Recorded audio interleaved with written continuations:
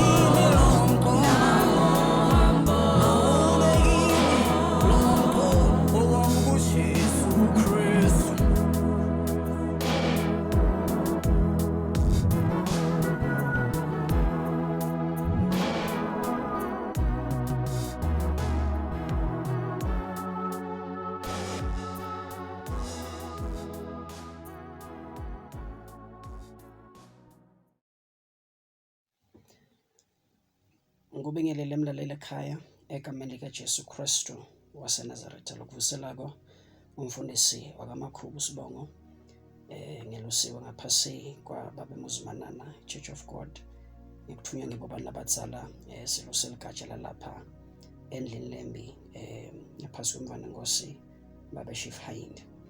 Ngiyabonga kakhulu uNkulunkulu ngaleli thuba ngokuthi singaba nenhlanganyelo even lakhe mhlawumbe kuxhumana ngiyatholakala inombolweni lethi 7842 7067 noma kuswazi mobile enombolweni lethi 79171682. Ngiyacela sesike sithandaze phambi kube sifunza ilizwi leNkosi.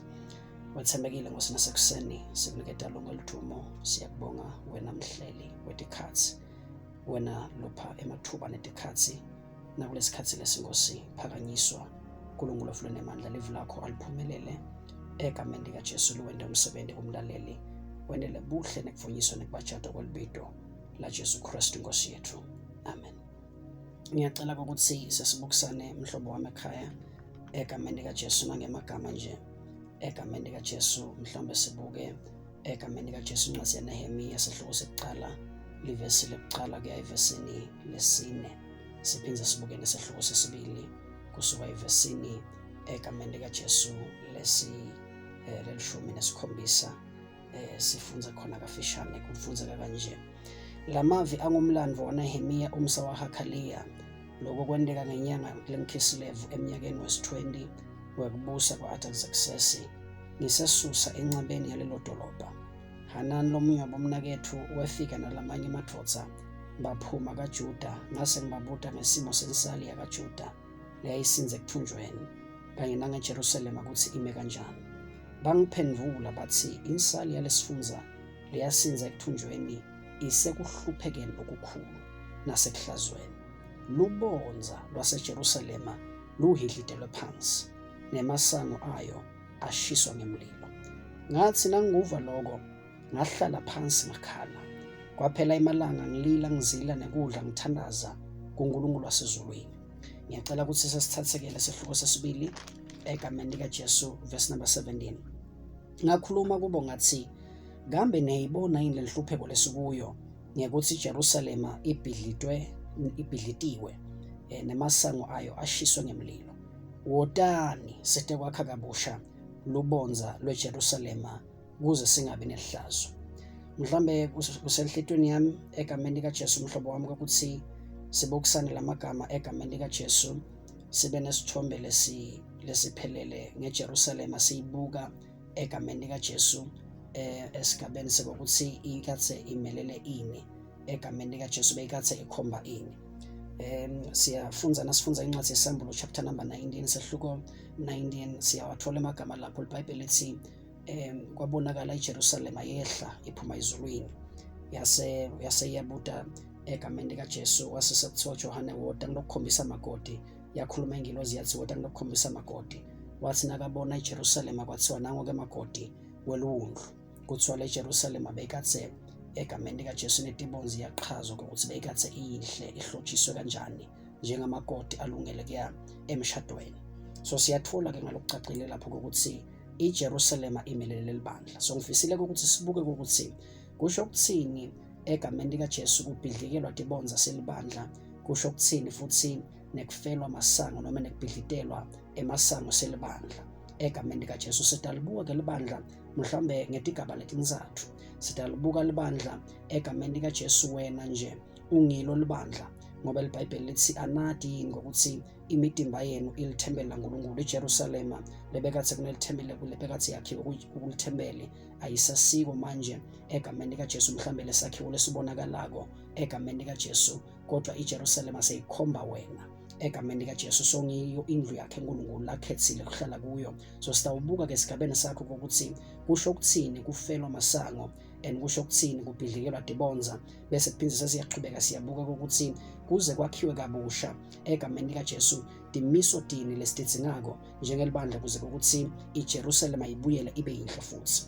And nasikhuluma ngokwakha kabusha kusiniketa umcondo lokho ukuthi egameni likaJesu kufuna ukuthi sithole ukuthi iJerusalema yayikathe injani. Nasikhuluma nganaku lesithi imvuselelo noma nasikhuluma ngekubuyiswa egameni likaJesu noma ngekubuyiselwa restoration, sikhuluma ngekubuyisela into esimeni sayo lebekathe ikuso phambilini egameni likaJesu to its original condition and original state egameni likaJesu. So ke ngifisa ukuthi sikubuke lokho egameni likaJesu ukuthi wena njengelibandla egameni likaJesu uNkulunkulu bekakathi ahlele ukuthi ube kanjani, abekathi ahlele ukuthi ube kuphi egameni likaJesu, nokuthi singabuyela kanjani, ingakhiwa kanjani ke iJerusalema lenguwe kuze kuthi ibe yinhle futhi egameni likaJesu. Ngoba le Jerusalema leseyehla egameni likaJesu kusambulo, iJerusalema lesehlotshiswe kahle ngumagodi losalungele luwundlu egameni likaJesu. Libandla ngilo lelitawudetermine ukuthi Jesu ubuya nini, ngobe wonke umlimi akavuni nje egameni likaJesu ngaphambi kokuba isithombo sakhe noma lokhu lakuhlanyele kube sekuvuthiwe lesekulungele ukuthi kungadliwa. So siyabona ukuthi iJerusalem, which is the church, lokulibandla ngekuma kwalo kahle, ngekuhloba kwalo kahle egameni likaJesu liyalungela libandla ukuthi lingangena emshadweni kanye neluwundlu. Sitaphinza futhi silibuke libandla egameni likaJesu i-local church, siphinze futhi silibuke libandla esigabeni se-universal church. Inkosi emsayisibusisa. So ke la sifunza khona siyathola ukuthi Nehemiya usesigodlweni saseSusa egameni likaJesu uthola lo mbiko ukuthi iJerusalema ibhidlikelwe tindongatalo egameni likaJesu nemasango alo ashiswe ngemlilo iJerusalema. So kuyamkhathata lokho egameni likaJesu asesigodlweni uyabona ukuthi sisemahlazweni lamakhulu. And so yababita ke manje labazalwane egameni likaJesu uthi ngakhuluma kubo ngathi, kambe niyayibona into enhlupheko lesikuyo ngekuthi iJerusalema ibhidlitiwe nemasango ayo ashiswe ngemlilo. Dinvo lengifisa ukuthi sitibuke kafishane bese siyathandaza timiso letine lesitithingako kuze ukuthi iJerusalema siyibuyisele kahle sikwati kuyakha kabusha egameni likaJesu. Nikhona masiphathanekayo. So simiso sekuqala ngunasi lesisithola la verse number 17 uthi lapha Nehemiya, wotani site kwakha egameni likaJesu. Wotani site kwakha kabusha lubonza lweJerusalema. Inkosi emsayisibusisa.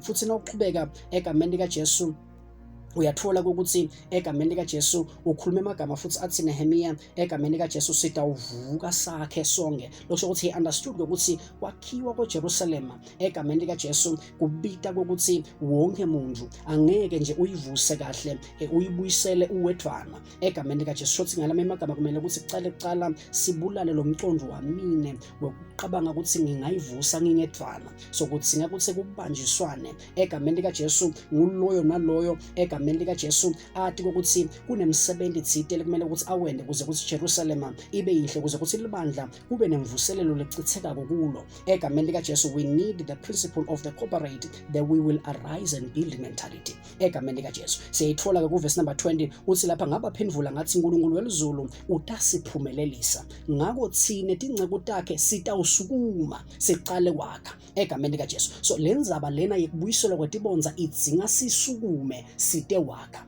egameni likaJesu. Wonke umuntu egameni likaJesu kudzinga ukuthi ati ukuthi egameni likaJesu ingathi lenzaba ayisinje ngemuntu. Nehemiya lapha noma kwamkhatsata yena ayedwana kodwa wathi ukuthi egameni likaJesu ngeke nginyakhe ngingedwana iJerusalem ibuye libe yihle futhi kodwa kubita sisukume egameni likaJesu. So we need this mentality. We will arise and build. Sitawusukuma egameni likaJesu.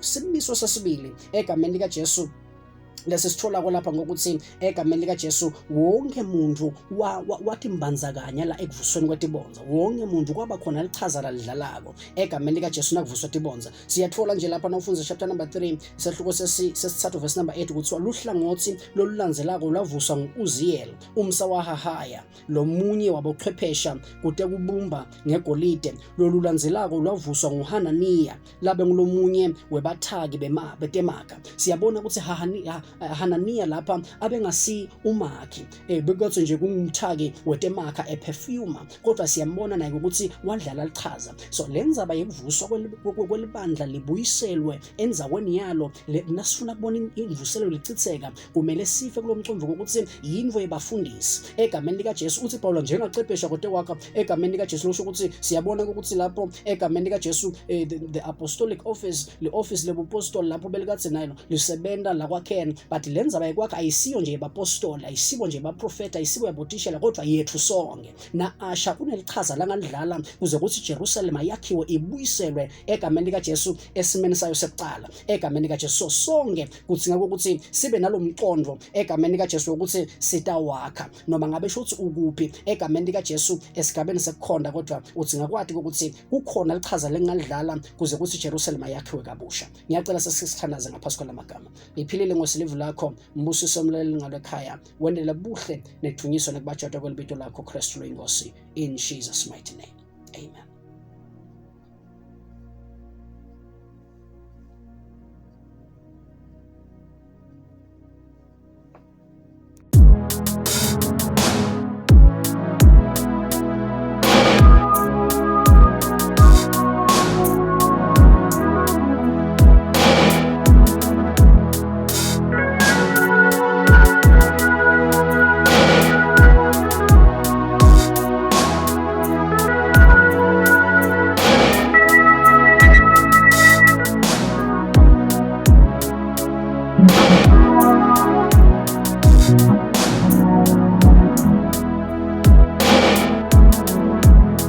Gingo wakho Nkosi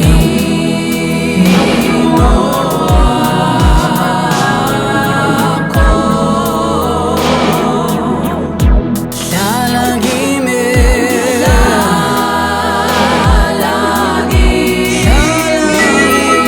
Nkosi